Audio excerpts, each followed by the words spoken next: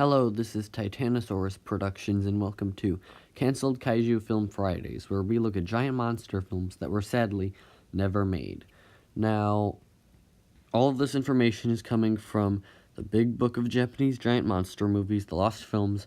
Buy it on some website or whatever if you want to read more about the stuff. You get the deal. We've done this a million times already. Today is Godzilla and the Chariots of the Gods, because it's got a question mark at the end. This is just like a short little thing. It's not really like a whole chapter or whatever of information. So I'm just going to read this short little thing here for you. Godzilla and the Chariots of the Gods. As part of the Godzilla revival of the late 1970s, Tomoyuki Tanaka approached several Japanese sci-fi authors, Yoshio Aramaki, Ryu Mitsuse, sorry if I'm mispronouncing these names, and Taku Mayumura, to pen a new take on Godzilla. In April of 1979, Tanaka commissioned Aramaki to pen Godzilla, God's Angry Messenger. Aramaki's Chariots of the Gods inspired idea went that aliens arrived in the days of the dinosaurs and experimented on one until it became Godzilla. The monster is then put into suspended animation and hatches millions of years later from an egg on the ocean floor and proceeds to besiege the world as a last judgment. This storyline had some similarities to 1974's Great Prophecies of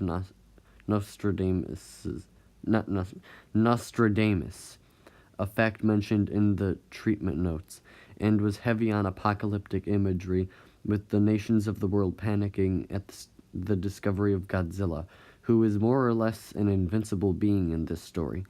In fact, Aramaki's Godzilla is even stranger than the one unleashed by Hideki Anno in 2016's Shin Godzilla.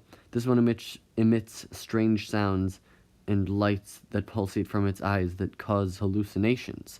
The story would have taken place across the globe and utilized various real-life mysterious places such as the pyramids in Egypt and similar ancient cities, and the mounds in South America.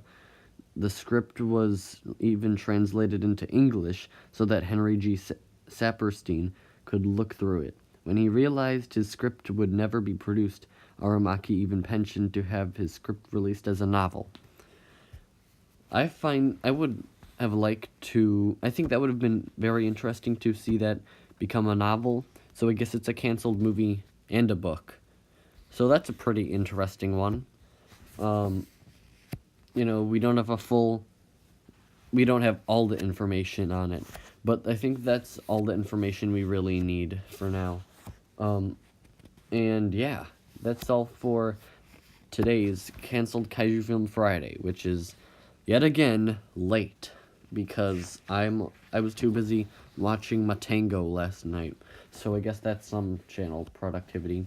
Next week, we'll be looking at one of the most popular canceled Godzilla films, Godzilla vs. the Devil.